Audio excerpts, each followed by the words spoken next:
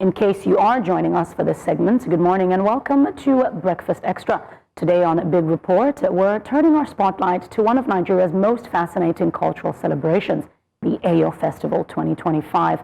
After an 8-year hiatus, Lagos Island once again came alive with tradition, with color and pageantry as the Adamu Orisa play widely celebrated. The Eyo Festival took center stage, drawing crowds from across the city. The festival is a living expression of Lagos's rich heritage and cultural identity. It honors 4 iconic leaders whose legacies helped shape the city: Alhaja Abibatu Mogaji, Alhaji Lateef Jakande, General Mobolaji Johnson, and Sir Michael Otedola. All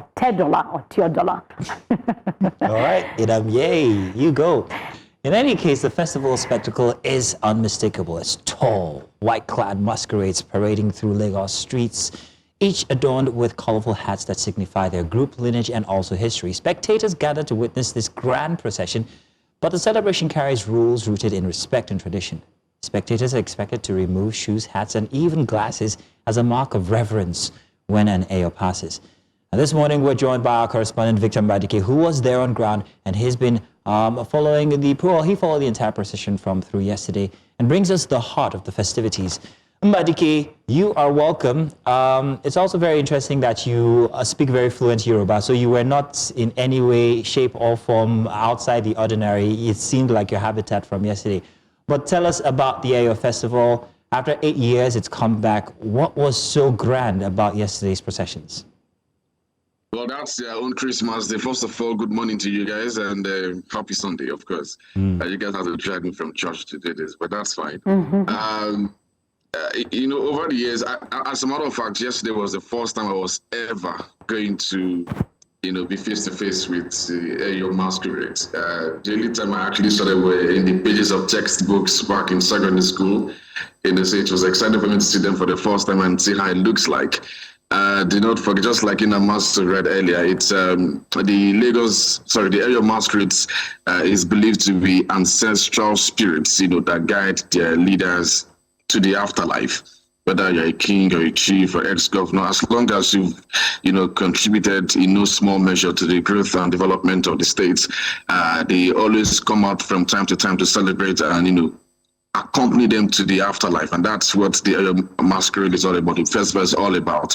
And so this time around, they're celebrating 4 key persons. Abibatu Mogaji, who is coincidentally the mother of President Bola Tinubu. And they're also celebrating Michael Otedola, the first civilian governor of Lagos State, and then Brigadier General Mobolaji Johnson, and of course, I think one other person. So the 4 of them basically just trying to, celebrate their legacies for what they've done to Lagos State. So it's all of them in their different, the participants, the spectators, visitors in their different colors. And of course, the Eyo masquerades themselves, all of the traditional color is white, from head, just the hat is just the difference. So the hat with different colors signifies the different groups, different, groups where they came from. So that's, you can only identify them with the color of their hearts. You see those sticks you are seeing in their hands, it's called Olambatam. Those sticks must not get to you, bro. If you misbehave, you get the beating of your life. So it's a culture that they respect, that they revere so much. They don't joke with it at all. Guys, it reminds me of some of us who are Muslims or Christians. We don't have such we don't have such respect or revere as much as they do. This was the culture of Lagos before the influx of the new religion that we practice now. And so there's so much respect around this culture, and it's a beautiful thing for you to be back. The last time the Eyo Festival held was way back, I think 8 years ago, and 8 years after, it's good to see that Lagos, experiencing the Eyo Festival once again. Just like we have Osun in Osun State, you have what you call it now, the Ojude Festival in Ijebu, and so on and so forth. So Lagos is not exceptional. Lagos also wants to, have that feel, and that's what we saw yesterday. It's a beautiful scene. The procession was about 60 or more than 60 procession of Eyo masquerades. You can see that on your screen. About 60 of them. That's a long, long time. It took. They all took their time to celebrate and dance with the governor, and of course President Bola Tinubu was also there. it was beautiful, honestly. But I just thought I was scared because I've never been faced with such kind of masquerades before. You know, they could look very scary. You don't need to get close. Don't even try it. I can imagine. If it was 8 years ago, then you must have been 12 the last time that the Eyos actually went through Lagos. I was there the last time, and I promised myself that the next time that they came through, I was going to be I was told it was 8 years ago. Yeah, no, you're correct. What I'm saying is you were 12 years old when they came out last. That got lost there somewhere. I don't know. I don't know when they came. But yes, 8 years ago, I was there, and I promised that I was going to be at the next one, but I was working yesterday, and I couldn't be there. The reason why I said I wanted to be there is because over the past many years, I've experienced certain cultures in Nigeria, and it brings me closer to the people, even if I'm not there. So I'm jealous of you and the fact that you were there yesterday. Now, you also likened it to what Christians would experience at Christmas or what Muslims would experience at very specific dates in the Muslim calendar. For traditionalists, this was a big deal. How did this, what did you experience from followers or worshippers of this traditional religion? What was it like? What could we not see? I know you're putting together the report, but we want to steal some of your material from there. What should we expect to see when it comes to the reverence worshippers or followers give to these masquerades? So Marcelo, I must tell us that no matter how much Islam or Christianity may be influencing us right now, these guys have not forgotten their roots at all. Some of them were around me, and you needed to see how they were so passionate about the procession of their masquerades. Like, there were about 5 of these Eyo masquerades that pictures or videos cannot be. You can't take videos or pictures of them.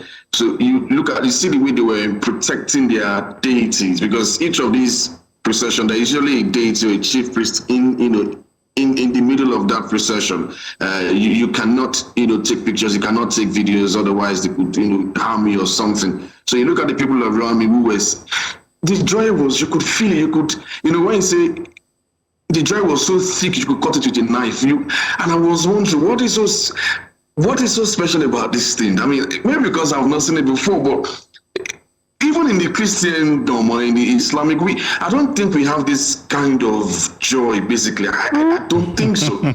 These guys could. I don't know how to explain it, but it shows they were so happy that they were going to be back in me to enjoy the Eyo again. As a matter of fact, after a long hiatus, the joy was so exceptional, and I really do not blame them. You look at all of them in the different colors. People came all the way from Brazil, Cuba. Flew all flight first. Economy, they all came from abroad. That's interesting for Brazil. Brazil has a lot of white men trying to speak Yoruba language. I'm seeing Brazilians for the first time in Nigeria speaking the language. They even understand the culture than I do. We waited for Lagos and I speak Yoruba. Yeah, exactly. That's very interesting, isn't it? Brazilians. Victor, I've got Jesus joy, so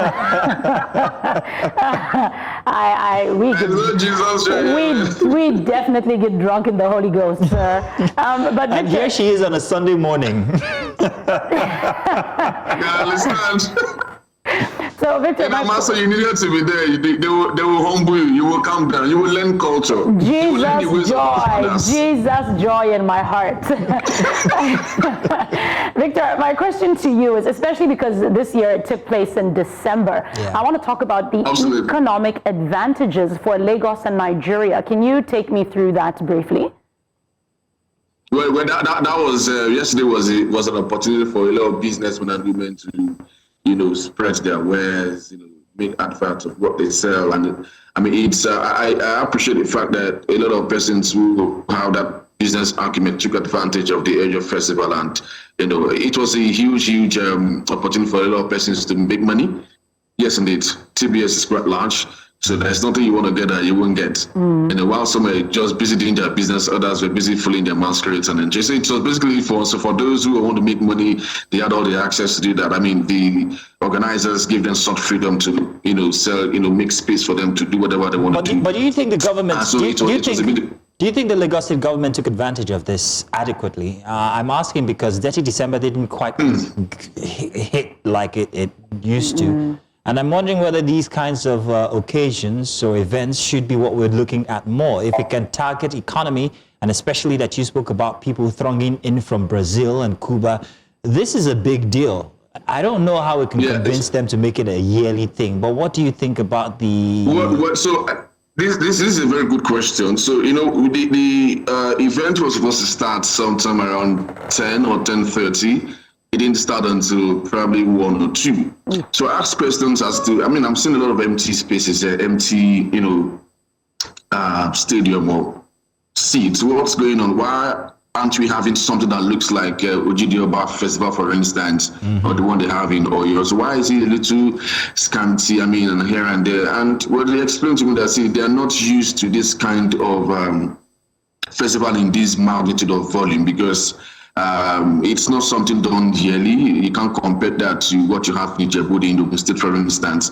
And so they are trying to do a lot of catch-up. They are trying to do a lot of, bus-stops to see how they can match, energy for energy, in terms of what their counterparts in other states are also doing. And so I understand why they also have to start. If you look at the entire stadium, it was half-filled.